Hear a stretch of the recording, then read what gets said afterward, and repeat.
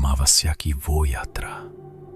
रात के अंधेरे में कुछ रास्ते सिर्फ रास्ते नहीं होते, कुछ रास्ते सीधे मौत तक जाते हैं। और कुछ आवाजें अगर एक बार आपने सुन ली तो वो जिंदगी भर आपका पीछा नहीं छोड़ती।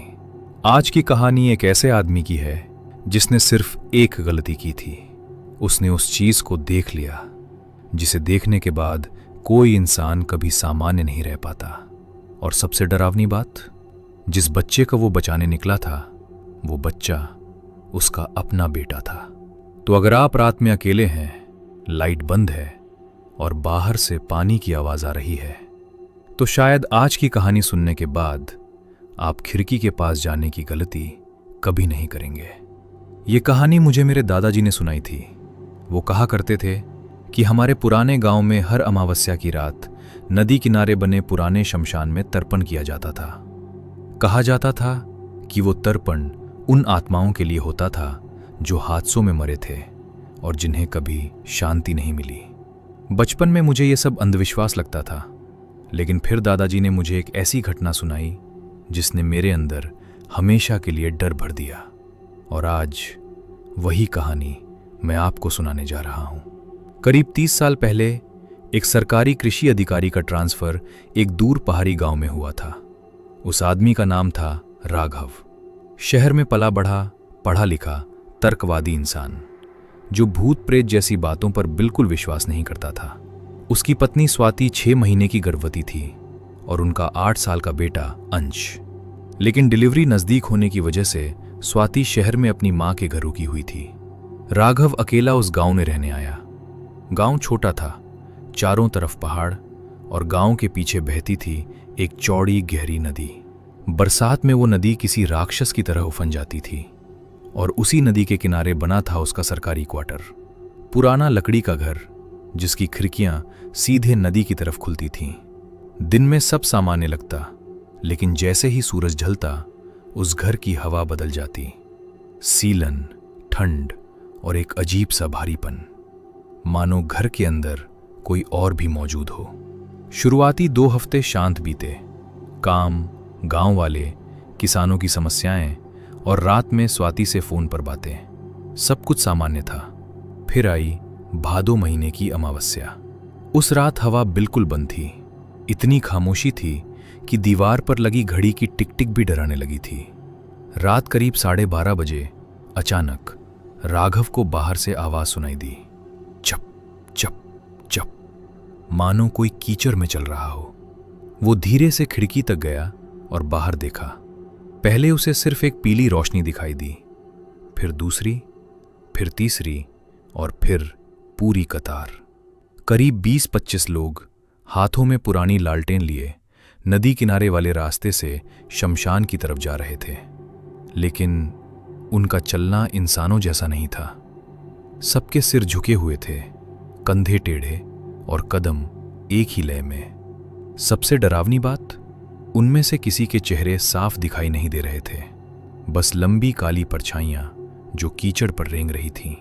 और तभी राघव की नजर उस कतार में चल रहे एक छोटे बच्चे पर गई। उसके हाथ में लालटेन नहीं थी। वो बाकी लोगों से अलग लग रहा था। वो बार बार पीछे मुड़कर राघव की खिड़की की तरफ देख रहा था। उसका चेहरा पूरा सफेद और आंखें ऐसी जैसे वो मदद मांग रहा हो।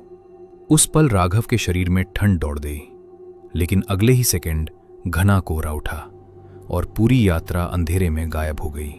अगले दिन उसने गांव वालों से उस यात्रा के बारे में पूछा, लेकिन उसका सवाल सुनते ही सबके चेहरे बदल गए। सरपंच ने सिर्फ इतना कहा, साहब, नदी किनारे वाला रास्ता तो 10 साल पहले बाढ़ में बह गया था, वहां अब कोई नहीं जाता।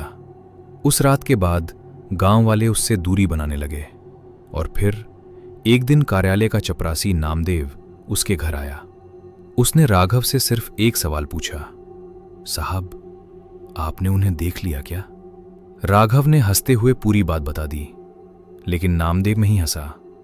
उसका चेहरा डर से सफेद पड़ चुका था।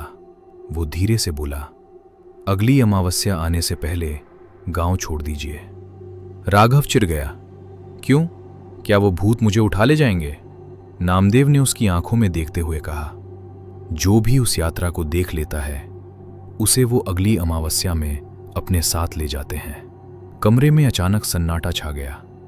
फिर नामदेव ने वो सच बताया। साल 1962 में भीषण बाढ़ आई थी। पूरे गांव का एक हिस्सा नदी में बह गया था और जिन लोगों की लाशें कभी नहीं मिली, कहा जाता है हर अमावस्या को उनकी आत्माएं उसी रास्ते से गुजरती हैं, शमशान तक। दिन बीतते गए, लेकिन अब राघव बदलने लगा था। उसे रातों में नींद नहीं आती। कई बार उसे खिड़की के बाहर लालटेन की रोशनी दिखाई देती, लेकिन बाहर कोई नहीं होता। कभी उसे लगता कोई उसके घर के बाहर कीचड़ में चल रहा है, और हर रात उसे वही बच्चा याद आता, उसकी आंखें, उसकी बेबसी। फिर आई अगली अमावस्या, लेकिन इस बार सब कुछ बदलने वाला था। उस दिन अचानक स्वाति और उसका बेटा अंश गांव आ गए। अंश अपने पिता से मिलने की जिद कर रहा था। राघव घबरा गया, क्योंकि अमावस्या में सिर्फ 3 दिन बाकी थे। उसने उन्हें वापस भेजने की कोशिश की, लेकिन तेज बारिश और रास्ते बंद होने की वजह से वो नहीं जा सके। और आखिरकार अमावस्या की रात तीनों उसी घर में थे। रात के ठीक 12:30 बजे फिर वही आवाज आई, चप चप चप। राघव का दिल जोर से धड़कने लगा। वो धीरे से खिड़की तक गया और बाहर देखा। वही यात्रा, वही लालटेन, वही सड़ी हुई मिट्टी की बदबू और वही बच्चा। लेकिन इस बार उस बच्चे की आंखों में डर पहले से ज्यादा था, मानो वो कुछ कहना चाहता हो। राघव से रहा नहीं गया। उसने सोचा, शायद ये बच्चा अभी जिंदा है, शायद इसे बचाया जा सकता है। और बिना कुछ सोचे वो घर से बाहर भाग पड़ा। लेकिन जल्दबाजी में वो घर का दरवाजा ठीक से बंद करना भूल गया। वो उन सायों के पीछे पीछे शमशान तक पहुंच गया। पुराना सूखा बबूल का पेड़, ठंडी हवा और चारों तरफ फैला घना कोहरा। फिर वो सब एक घेरे में खड़े हो गए।